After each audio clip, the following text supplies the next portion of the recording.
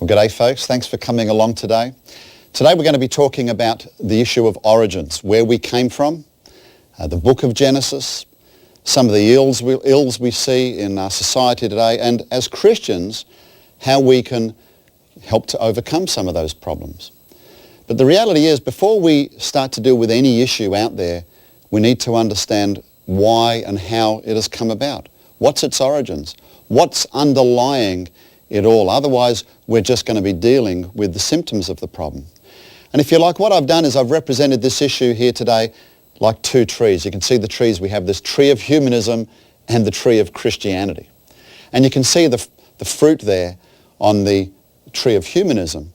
We could look at issues like racism and gay marriage and euthanasia, all these issues or problems, if you like, that the church is trying to deal with the culture today. But I submit to you, ladies and gentlemen, they're actually not the problems. You know what? They are symptoms of an underlying problem. The problem is humanism. And humanism simply means man decides truth for himself. Now, how can you make up your own rules about life? What gives you the right to do that? Well, you know what? If evolution's true, if there's no God, no creator, nobody made me, nobody owned me, well, you can do what you want with your life. You want to go and sleep with another guy? Who's to say that's wrong? See, if you like, evolution is the engine room, the underlying mechanism for humanism.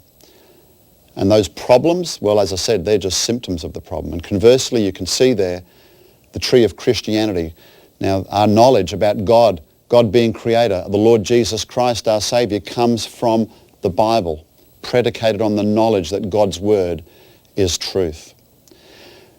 Now, I'm a realist, ladies and gentlemen. I understand that most people out there believe evolution to be true. You go and ask somebody on the street, do you believe in evolution or creation? 99 people out of 100 will probably say evolution. But why is that? Well, quite simply, it's because that's all they've been exposed to. If you've been through a public education system in Australia or America or New Zealand or the United Kingdom, wherever, you will have been taught evolution as a fact. So I submit to you that the reason most people believe in evolution is because they've never been exposed to information for the alternative, creation, which I believe is not only scientifically defensible, but actually quite logical when we look at the evidence. Now, just going back to those trees, let me give you an example of dealing with one of those issues. Let's just take the abortion issue, for example. Now, don't get me wrong, ladies and gentlemen, those problems or those issues, if you like, ultimately the problem is sin. But you know what? We can give an evolutionary justification to them. Well, that's what the world tries to do. Let's look at this abortion issue. Here are some drawings by an evolutionist by the name of Ernst Haeckel. He was described as Darwin's bulldog on the continent in the late 1800s.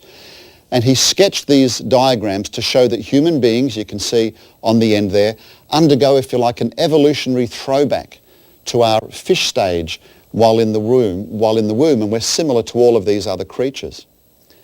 And the reason here is because evolutionists believe that we all go back and we all have a common ancestor. And you can see there, he's even drawn, if you like, gill slits in the human embryo. Now, Richardson, who's an evolutionist, by the way, embarrassed by these photographs, by those drawings, I should say, took photographs at the correct stage of embryonic development. You can see they look nothing like Haeckel's drawings. These have become known as Haeckel's frauds. And by the way, they're not gill slits in the human embryo. They are just folds of skin in the developing throat pouch of the baby. But you know, ladies and gentlemen, those pictures of Haeckel's there, they're still in our textbooks today. If you've done grade 11, year 11 biology at high school, or you go to university, you're going to study to be a doctor or do microbiology, you will be exposed to drawings like this, yet they've been known to be wrong for over 100 years. And please understand, I'm not coming up with some sort of conspiracy theory here. It's just that this idea has been so embellished and so embedded in our culture that it rarely gets challenged today. And in case you think I'm beating up on evolutionists here, let me show you. This is an article in Time magazine talking about birth just a few years ago. It says, no bigger than a ladybug. The embryo forms a primitive heart eyes and blood vessels, while the emerging arms and legs still resemble flipper-like paddles. Listen to this, 40 days. At this point, a human embryo looks no different from that of a pig, chick, or elephant. All have a tail, a yolk sac, and rudimentary gills. There it is. It's still in there again. You see, ladies and gentlemen, getting back to these trees, what's happened, we believe that science only deals with facts, and that the world is really millions or billions of years old, and that somehow we've got to fit those ideas into Scripture. I'm going to show you today that there's no need to do that. You see, the church is supposed to be salt and light to the culture. You know, in this day and age, we have more Christian schools, more Christian colleges, more Christian radio stations, TV stations, more Christian stuff than ever before. But our society is becoming less Christian. And instead of being salt and light to the culture, what's really happened is the culture has started salting the church in this area. As you can see, this guy here pouring his evolution salt into the soil, what should be the good soil that the Lord Jesus spoke about. And of course, you pour salt on that tree's going to wither, and that fruit is going to die. You see, sadly, in trying to communicate this to many Christians and even the church today, we hear things like, well, we can't really know what happened back there in the book of Genesis. You know, it's a side issue. We've got to deal with those problems, so therefore it's not important, or there might be many ways to interpret it. That last one, the reality is that's actually an illogical statement. If we say God's word is truth, his revelation of mankind, particularly in the area of history, how can there be many ways to interpret it? Either Genesis means what it says or it doesn't. If you try to say, well, maybe those days might be something else, well, where does the truth begin? In Exodus or Deuteronomy, or what about the New Testament? Maybe it begins there. Well, you know, it's interesting. The New Testament authors had a lot to say about the book of Genesis. Do you know there are over 200 quotations or references to the book of Genesis in the New Testament? Over 100 quotes or references specifically to Genesis 1 to 11. That's the creation account, the fall, the flood, the dispersal after the flood, you know, the Tower of Babel and so on. All 11 Genesis 1 to 11 chapters are mentioned. Every New Testament author refers to Genesis 1 to 11. And Jesus himself referred to the book of Genesis more than any other book in the Bible. He believed it as real, literal history. See, ladies and gentlemen, as I said, most people have been taught evolution. This idea that we're just all evolved pond scum, basically. This makes you feel kind of special today, doesn't it? Millions of years of survival of the fittest, dog eat dog, natural selection. By the way, I'm going to be talking about natural selection in the second half of my talk today. So when I use this term, please don't think that I'm saying natural selection is evolutionist. In fact, it's a great friend of creationists, so make sure you hang around for the second talk. But you know, this process over millions and millions of years, it gradually leads to your average civilized Australian or American at the top there. Now, why do I caricature it like that? Well, see, evolution would say the potential, the propensity to do those wrong things is just part of our sin nature. It's part of our evolutionary ancestry. You know, we've just got to be more evolved, and hey, society will get better.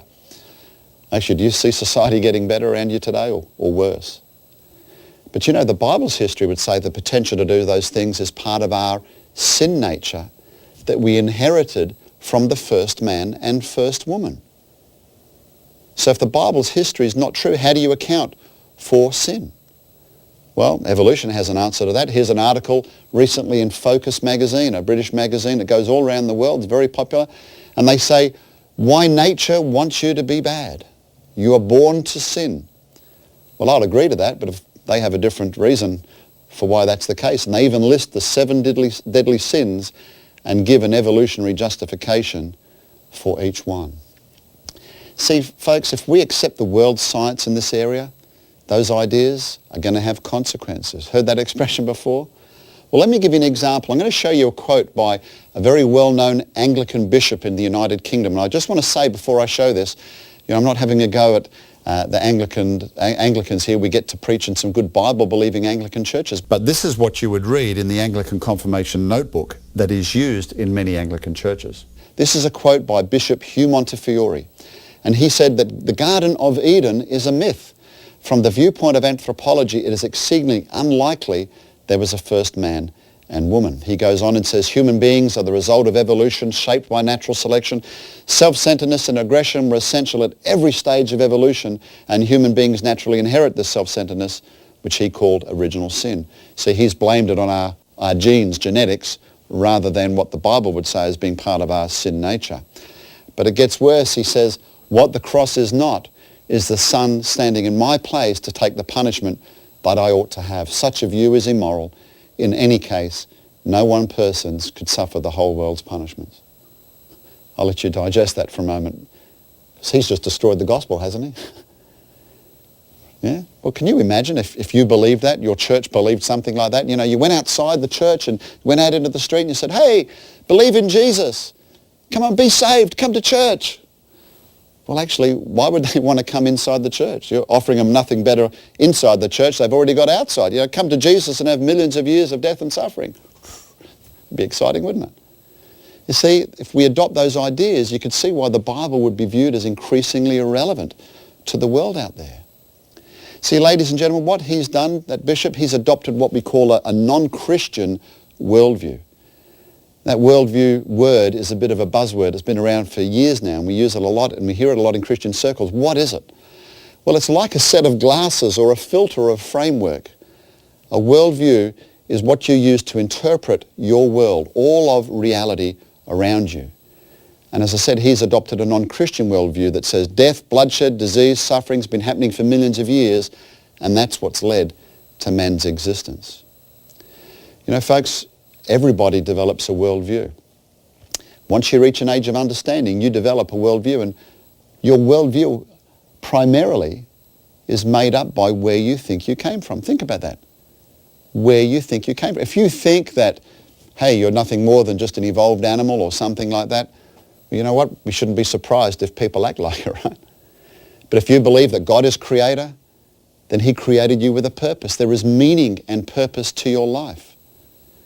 By the way, if God is creator, there is life after this one. There is an eternity. But if evolution's true and there's no God, no creator, well, when you die, that's it. It's nothing. It's all over. Let me give an example of how your worldview derived by your view of origins will affect how you live or how you interpret your world. Because I stand before you today as a former evolutionist. So understand everything I say is about evolutionists is because I used to think exactly that same way. And I remember some years ago watching those terrible Ethiopian famines in Africa. Do you remember those? Those terrible scenes of starving children, skin and bone. It was just awful. But you know, I remember saying to my wife when I saw all the world putting rock concerts together and trying to raise aid to feed those starving Ethiopians, I'd say, but what's the point? They're obviously overpopulating. You know, we should allow natural selection, evolution as I understood it, to take over, restore the balance, allow them to die out. What a horrible way to think. You know, I'm ashamed that I used to think like that. But what I do understand, it was consistent with my evolutionary worldview. Now, what would be my motivation for helping them as a Christian? Well, if the Bible's history is true, number one, they're human beings, aren't they? They're made in the image of God. The same human beings that Christ came, stepped out of heaven to die for, to redeem. See, that goes back to the Bible's history. And when Jesus walked this earth and he healed the sick and he clothed the poor and he fed the hungry, what was he doing? He was reversing the effects of the curse. He was displaying God's love, God's compassion to mankind, because death and suffering are bad things. You see, sadly, that bishop was faced with a choice: accept the world's science or accept the Bible. And what he's done, which one has he altered? Well, he says the science is the authority. So what happens, he started to basically chop apart the book of Genesis. That's one that gets changed. But see, we don't realize that for many evolutionists, many atheists out there, they want to get rid of the supernatural. They don't want God to be creator. And there really is a battle that's going on. Here's a quote by Dr. Eugenie Scott. And she's the head of the National Center for Science Education in the United States. These are the organization, if you like, that helps set public policy or helps set up science curriculum in the public high school in the United States. She said, I would describe myself as a humanist or non-theist. I've found that the most effective allies for evolution are people of the faith community. She says, one clergyman with a backward collar is worth two biologists at a school board meeting any day. Sounds like she's got an agenda there, doesn't it? And she goes on and she says, what we, talking about the clergy and atheists, have in common is we want to see evolution taught in the public schools. Do you know, years ago there was a TV series called Evolution on PBS, and they actually produced a handbook specifically for churches so that churches could follow the series on evolution and reconcile the Bible and evolution together. But folks, it's my belief that they ultimately know that once people start adding those millions of years and evolutionary beliefs to the Bible, it's going to create a disconnection. And it leads people onto the slippery slope of unbelief. It really can help make atheists out of people. Well, I'm going to show you a quote here to just show you an example of this. This is by a man called Craig Tasker, and at the time he was a chaplain at a major university in Sydney, Australia. And talking about creation, he said, this creation is a vital subject at uni. That's short for college. He said, since the institution's philosophy of education is secular humanism. Remember, that just means man decides truth for himself. He said, students are bombarded with it in every lecture as the basic assumption. He says, this constant brainwashing destroys the faith of many Christians each year. He says, our surveys indicate 80% of first-year students believe in a God who is there. By their second year, only 15% believe in God. What's happened? That disconnection. Why? Well, folks, society's changed. Culture's changed. Science is now the ultimate authority for most people. And you know what we've done traditionally in church? We've taught our children Bible stories, you know, Adam and Eve and the great flood and Jonah and the great fish, and then they go to university, they hear about the facts of science. Facts only speak for themselves. And then that's what happens, this disconnection takes place. By the way, is that just Australia? Well, in the United States, there's a research organization by the name of Barna Research. They've been polling and researching the church for many years. And in a report they produced in 2002, they said that 70% of Christian kids brought up in a Christian home in the church will walk away from their faith after they leave home. And the Southern Baptist Council on Family Life, you can see the web address there if you want to check it out for yourself. They said that 88% of children raised in evangelical homes are leaving the church at age 18, never to return. See, so obviously, why is the church being viewed as irrelevant to them? I would say that this is a major issue. And you know what? It starts right there. Those days in Genesis say days, as we understand them, 24 hours. But the science says the world, the earth's 4.5 billion years old. How do we reconcile the two? We're going to talk more about those days of Genesis in the second lecture. But you know, let me show you this disconnection. It's never more apt than seeing what this young man thought. And you might remember him, Jeffrey Dahmer, one of America's worst serial killers. And when he was in prison, he was interviewed on NBC. Listen to what he says. He said, if a person doesn't think there's a God to be accountable to, then what's the point of trying to modify your behavior to keep it within acceptable ranges? That's how I thought anyway. I always believed the theory of evolution is truth, that we all just came from the slime. You know, when we died, that's it. There's nothing. No life after this one, no accountability. That's it. So he just did whatever he wants. See, he had a humanistic worldview derived from evolution. If you like, he had ape in his ancestry, so he could make up his own rules about life. And as I said before, what's the contrast? Contrasting view? It's that the Bible's history is true. If the Bible's history is true, we're all descended from Adam. God makes the rules. He's the creator. He's the owner of the universe. He owns the cattle on 1,000 hills, as the scripture says. By the way, the Bible's history I mentioned, just point out, go and look there for yourself in the Gospel of Luke. You can even trace Jesus' ancestry there all the way back through the patriarchs, and you'll see them. You go all the way back to Abraham, and all the way back and back and back, and you'll see who? Adam. They're there to show us that the Bible is real history, that Jesus was descended from a real physical, historical first person, just the same as you and I are.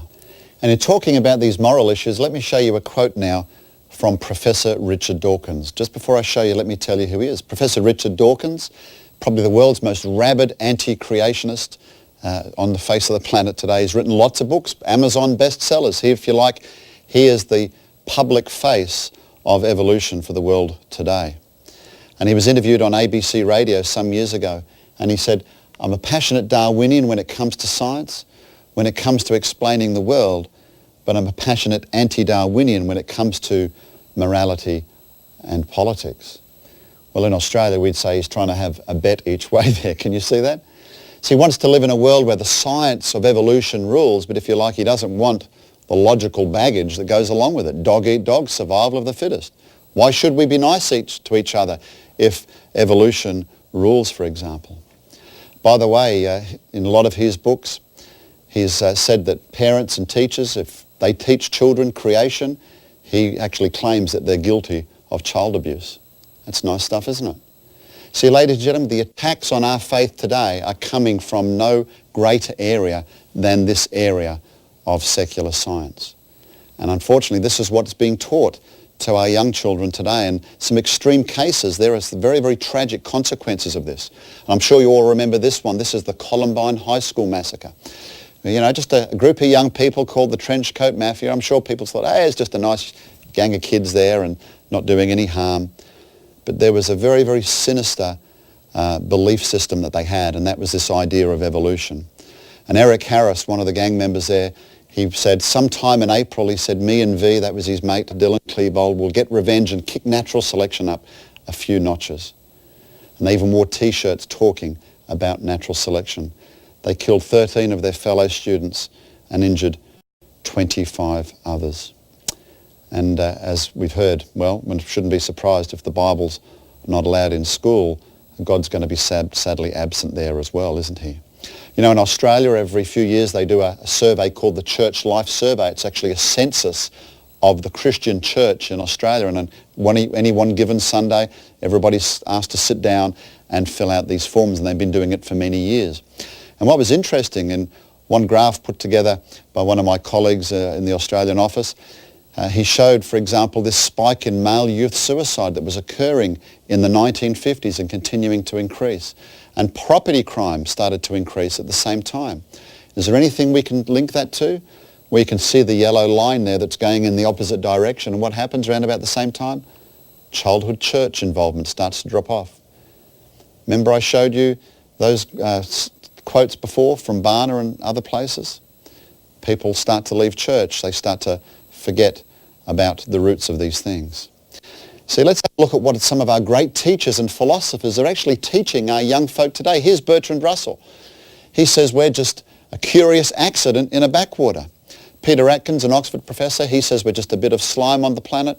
Stephen Jay Gould, a Harvard professor, he's deceased now, but he said we are just a fortuitous cosmic afterthought, a tiny little twig on the enormously arborescent bush of life. And here's Richard Dawkins again. He says we live in a universe which has no design, no purpose, no evil, no good, nothing but blind, pitiless indifference. That's pretty cheery stuff, isn't it? No wonder our young people are so happy today. Well, it's really tragic. Have a look at this young man. Do you remember this? The Finnish high school massacres? This young man, Pekka Erik Arvonen. Look at what he posted on YouTube not long before he went into the high school and shot his schoolmates. He said, life's just a coincidence, the result of long process of evolution. There are no other universal laws than the laws of nature and the laws of physics. Evolution is both a theory and a fact. Creationism is neither one. He says, religious people, your gods are nothing, exist only in your heads. Your slave morals mean nothing to me. Humans are just a species amongst other animals. Death is not a tragedy. It happens all the time in nature, and so on. And then he says, humanity is overrated. Now don't get me wrong, folks, I'm not suggesting that everybody that gets taught evolution is going to go out and do these things, but let's just stop and think. Where did he get those ideas from? He got those from our education system, our public education system today. Well, let's lighten it up a little bit. Here's some students, and one says to the other, you seem a bit down. That science class of yours went for ages. What happened? Well, the other one says, the teacher reckons we're nothing special, that we just came from pond scum. Apparently we're not much more than highly evolved apes. Well, what are they teaching in your next class? Self-esteem. Well, many a true word spoken in jest, they say. Do you know, this is never more evident than in my own country of Australia. And Australia, most people seem to want to go there. It is a nice place. There's only a few major cities. We all live near the coast. We can go down to the beach whenever we feel like it, providing the weather's warm enough. But, you know, we're one of the wealthiest nations in the world. But Are you aware that we actually have the second highest youth suicide rate in Australia out of all the developed countries, all the OECD countries? It's an epidemic. And our leaders and our lawmakers seem powerless to do anything about it. Well, ladies and gentlemen, I submit to you the meaning of anything. If you want to understand where it came from, you've got to go back to its origins. If you teach people they've come from nothing, they're going to nothing, that life is worthless and there's nothing at the end of it when they die, well, we shouldn't be surprised when we see these things happening. So what are we to do with this science, in inverted commas, that we're being taught? What do we do with it? Well, as I say, as Christians, we've tried to fit this evolutionary view of science in the scriptures, but you know what? We don't need to. Because I want to show you today in this area, if you like, there are two types of science. Okay? Because the type of science that you and I understand, just when we hear that word, most of us are thinking about what we call operational or experimental science. This is the type of science that can help us build, laptop computers and data projectors and widescreen TVs and so on and so forth. But when we talk about the past, whether it's creation or evolution, we're talking about what we'd call historical science or origin science. Let's have a closer look at that. Because operational or experimental science, that deals with experiments you can do in the present. You can repeat those experiments and you can observe the results. If I wanted to test the theory of gravity, for example, right, I could scramble up onto the church roof, right up to the steeple and take a nice swan dive off. Now, I could do it in the present, right, and I wouldn't be around to repeat it, but you guys could observe the results and say, yep, gravity really works. See, that's a test you can do, the experimental method. But evolution, well, it's supposed to happen in the past, one time. Do we see evolution happening today? No, we don't. Remembering, by the way, natural selection is not evolution. I'm going to talk about that later. Do you know, I showed this slide at a church in South Africa some years ago, and this man came up to me at the end of the meeting, robustly challenging me, and he said, you creationists, you bang on about operational science, he says, then you just ignore it whenever you want to. And I said, what do you mean? And he said, well, fossils, he said, everybody knows that fossils take millions of years to form. He says, your idea that the earth is only thousands of years old, he said, that's just blown right out of the water by, if you like, that experimental method. Now, how would you answer that? How would most Christians answer that? I don't believe most of us would know how to answer it. But you know what? Questions like that are actually an opportunity. Because wherever I go, people are saying, well, Gary, I want to talk to my friends about the Lord Jesus, and they take a step back as if I've got some sort of communicable disease. Well, folks, you tell people that, you believe God is creator, that he made the earth in 6 days a few thousand years ago, you'll have a conversation on your hands quicker than you know it. Would that be so bad? Well, I don't think so. So let's just go back to this idea of fossils taking millions of years. I actually turned around to him and I said, well, are you interested in fossils? I said, I'm interested in fossils. Can you give me the name of any particular fossil you've got a problem with? Now, please understand, I wasn't trying to be smart there, but what I was trying to do was show him that he was basing his whole eternal destiny on something he actually knew very little about. I mean, at the end of the day, do most people know the names of fossils? You guys know the names of any fossils? Of course not. But most people think fossils take millions of years. So I showed him this picture here. You can see what this is. This is an ichthyosaur. We believe it's an extinct marine reptile, about over 6 feet in length, this particular specimen. But can you see what's really neat about it? Have a look what's coming out of the birth canal. The baby. Now, mums and dads, perhaps when your wives gave birth, and you may have had some slow, long, difficult labours. My wife was in labour for over 36 hours with our firstborn, but could you imagine giving birth slowly over millions of years while you were slowly being fossilised, right? Of course not. What had to happen to this creature in the process of giving birth? Something catastrophic happened to preserve it instantly in the rock records. You see, we're all taught this idea of the gradual, slow process of fossilisation. Here from the National Museum in Canberra in Australia, dinosaur fossils. Dinosaur dies, sinks to the lake floor or the ocean floor, something like that, gradually gets covered with lots of sediment and mud over long periods of time, and that's how it becomes a fossil and, might get exposed again or something like that. In fact, when I went to high school, and by the way, the books I'm about to show you are just not Australia. I've seen them all over the world, and in fact, in the United States, I've seen them at elementary school age today. And it's this idea here. In Australia, these are called the Web of Life textbooks. I think about year 10, year 11 biology. And you can see on the slide there on the far left-hand side, there's the fish swimming along, and he dies, and he sinks to the ocean floor. Now notice what it's suggesting there. While the fish is lying on the ocean floor, look at those high mountains at the back. A little bit of mud, a little bit of sediment gradually washing out in the river or the stream, burying the fish. I mean, how long did that take? Obviously the implication is millions and millions, if not even billions of years. Well, and then the process starts again, and then you might get that geologic column. But ladies and gentlemen, let's just stop and think about this for a minute, because that's what I was taught at school, so that's what I believed. But if I start to actually think about it a little bit more, teach people how to think rather than what to think, what happens generally when a fish dies out in the wild or in the ocean or in the lake or something like that? Most fish sink or float. Well, I presume most fish would probably float, right? And then other fish would come in and chew some lumps off predators. The carcass might sink to the bottom. You're lucky if you've got a piece of backbone left after a couple of days after the crabs and the other crustaceans get finished with it, right? So how do you get a fossil like that ichthyosaur using that process there, as we see in those textbooks? See, what you need, here's old Freddy Fish swimming along, you need a lot of mud and a lot of water in a little bit of time. You can bury the fish quickly in those layers, and before long, you can get yourself a rapid fossil. Some of you are thinking, well, hang on, Gary, I can understand how it can be buried quickly, but isn't it the process of fossilization or permineralization, where the organic material is slowly replaced and turned to stone? That's what takes millions and billions of years. Well, actually it doesn't. All you need are the right conditions to get a rapid fossil. Here's a fossil hat. This was a soft felt miner's hat buried in a volcanic explosion in New Zealand. And 20 years later, they actually unearthed the hat. And I suppose you could say it evolved into a hard hat or something like that, right? But it turned into stone in less than 20 years. What about this one? This is from my home state of Western Australia, right up in the far northwest. This solid rock ring was exposed at low tide in the sand on the beach. And in fact, a reader of Creation magazine, he shipped it down to us. I was living in Perth at the time, and our local support group there, we got the ring and broke it open, and what do you think it was? Well, it was actually a roll of fossilized fencing wire, number 8 gauge to be exact. And you can even see there in that picture the individual strands where the wire has been turned to stone. And he knows that that happened in around about 50 years because he remembered seeing the rolls of wire being left out into the ocean.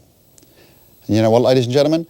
I found that when families get hold of this idea of creation, understanding that God really is creator, and they start teaching their kids, their children start to develop a passion for the world around them. They want to see God's handiwork. And a family that got Creation magazine, I believe they were walking along a beach in Brisbane, and they saw this rock, this stone on the shore, and one of the children turned it over, thought, oh, what's that? And when they turned it over, they found there was a toy car inside. Have a look at that. It's obviously millions of years old, right? But that shows you that even rocks can form quickly under the right conditions. Let's have a look at this idea of fossils a bit more, because this is the greatest area I find most people get confused. And let's do an example here today. You know, if I was to go back into my backyard, my back garden today, start digging, and clunk, oh, what's that? As I unearth it, I've found a Tyrannosaurus Rex leg bone. That'd be really neat, wouldn't it? Why? Well, I'd be rich after finding something like that. But the first thing to remember, folks, is they don't come with labels on them telling you how old they are. See, do you think I'd be digging up the past or the present when I unearth that fossil? Well, yeah, most people say the past. Now, of course, it existed in the past, but I'm actually existing in the present today. When I dig up that fossil now, I'm digging up the present. I'm not digging up the past. You see, folks, creationist evolutionists, we have the same facts, the same fossils, the same rock layers, the same universe to discover.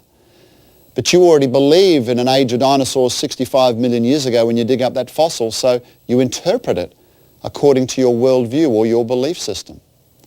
That's what happens. Now, again, I know some of you are thinking, well, Gary, don't they do radiometric dating tests? You know, what about carbon-14, something like that, to prove the age of things? Here's a big statement. There is no test you can use to prove the age of anything. No scientific test. All you are doing is measuring radioisotopes in your sample. But you know what? You don't know how much was there when the organism died. Have the decay rates been constant? Has any been added? Has any been taken away? What were the burial conditions like? What were the atmospheric conditions like? You don't know any of those things. You're just making a whole bunch of assumptions to arrive at your conclusion. We've written a lot about radiometric dating in our magazines and websites, etc. So let me just show you here a geologist who wrote to our CMI geologist, Dr. Taz Walker, objecting to the idea that we said assumptions are made when it comes to radiometric dating. He said it's not true that scientists need to assume what they were trying to prove before arriving at an answer. Scientists measure the decay rate of radioactive nuclides today and assume that it was always the case in the past. See, I've underlined the keywords there. Now, I'm not doing that to make fun of anybody, please understand that. But the reason I've underlined those words is because, again, we're so locked into a paradigm that sometimes people just don't realise what they're saying or how they're interpreting things. In fact, the whole idea of millions of years, ladies and gentlemen, didn't come from radiometric dating, radioisotope dating. It came from the rock layers. You know, Charles Darwin, when he went on his famous voyage of the Beagle, he had under his arm, if you like, a book by a Scottish lawyer named Charles Lyell called Principles of Geology. And Lyell was the man that coined this idea of uniformitarianism. The present is the key to the past. What we see happening today must have been happening for millions and millions of years in Earth's history. And you're looking at a picture there of the Grand Canyon. I'm going to use this as an example of uniformitarian assumptions. Because you see those coloured bands in the side of the canyon there? They're called strata. And in the strata are very fine layers called sedimentary layers. Generally believed they're laid down by water or some other moving processes like that. And conventional evolutionary interpretations would say that each layer takes about a year to form, something like that. So when they see millions of layers in the canyon's walls, they assume that they are looking at millions of years of Earth's history. By the way, the Grand Canyon was probably used more than anything when I was at school to embellish this idea of millions of years. I was told the Colorado River gradually wound its way through the canyon and eroded it over tens of millions of years. And I'm sure you've all heard stories like that. Well, if you've ever been around creation material very much, you know we love to use these events at Mount St. Helens. Why? Well, up in Washington State, up in America's Northwest, Mount St. Helens was going to explode. We knew that. There were scientists crawling all over it. It's one of the most well-documented, videotaped catastrophic events in our modern history. The mountain swelled and they were just waiting for it to go off. And when it exploded, 1/3 of the volcano exploded. Blew lumps of rock as big as a city block over 6 miles from the blast site. And the debris and the ash and the rock moved, if you like, at hurricane speed, obliterating everything in its path. And you can see there's not much left of the mountain there, right? All that stuff had to go somewhere. But you know what was interesting in the aftermath and subsequent afterflows of Mount St. Helens? It laid down strata. Remember the strata, those wide bands? Here's one section where there are 3 distinct layers of strata. And it's that middle section there that we're interested in. You can see the person at the bottom there for scale. Why that 24 feet of sediment? There's thousands of these sedimentary layers there, if you like, very fine laminations. And again, if we hadn't have seen it, how might one have interpreted all of those layers there? Well, what was interesting, because we saw it, that 24 feet of sediment was laid down precisely on June 12, 1980, in just 3 hours as a result of the catastrophic events of Mount St. Helens. Interesting, isn't it? You know, canyons were formed all over the place in that area. You're looking here at Engineers Canyon. And the reason it's called Engineers Canyon is because nearby Spirit Lake had overfilled with water from the volcanic explosions, and engineers trying to empty the lake or lower the level of the lake piped water into this particular area. And, you know, this canyon was eroded in just a matter of months. But see, when you just look at that picture, the way you and I might interpret that canyon to be formed is because we've been taught a certain way of thinking about the facts or the evidence. And that little river, the North Fork of the Toutle River, must have wound its way through and ebbed and flowed over long periods of times, and maybe during floods, and eroded the canyon over a long period of time. But you know, the floor of that canyon is solid basalt. Some of the hardest igneous or volcanic rock you can get. And you can see the striations, where the rock has been scoured by the effects of fast-flowing mud and water.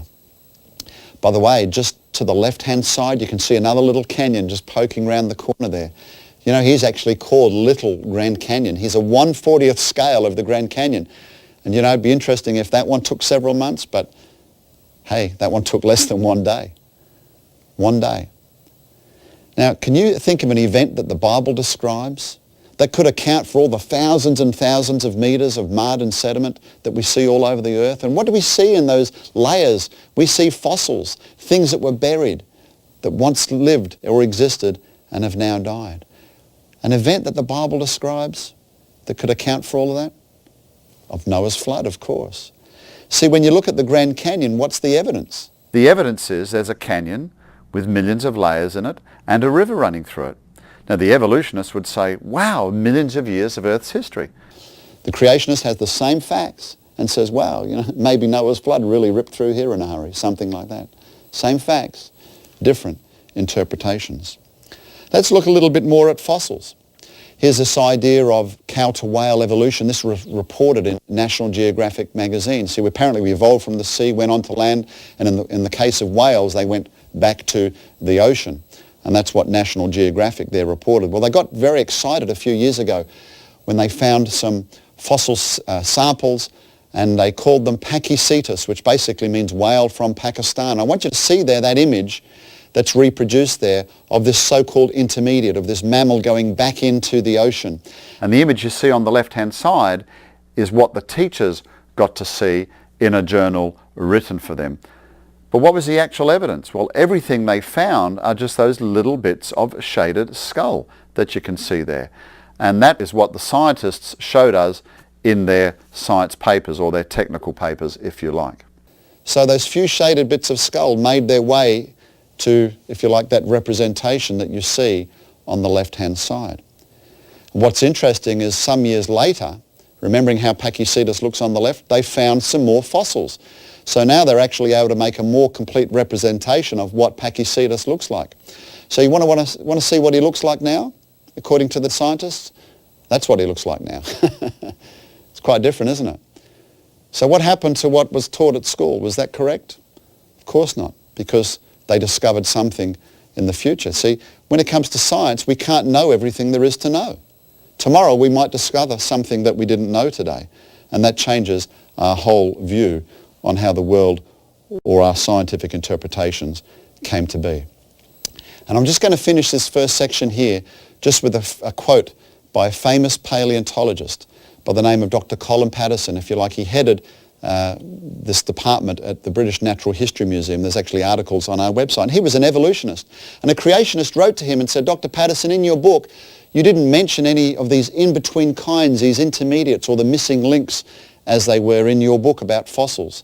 And he wrote back to this man and he said, I fully agree with your comments on the lack of direct illustration of evolutionary transitions in my book. He said, if I knew of any fossil or living, I would certainly have included them.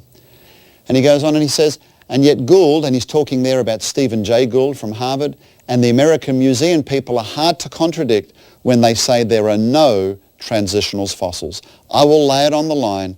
There is not one such fossil for which one could make a watertight argument. How many, folks? Not one. And at the time, probably the world's leading expert in this particular area. So let's just keep that in mind as we break now. When we come back, we're going to be talking about human evolution, so-called ape men, the origin of races, a little bit on dinosaurs, and I specifically want to talk about these days in Genesis, probably the most controversial area facing us today, and probably the one area that most people want to avoid, but we're going to have some answers to those. We'll see you in the second session. Thank you.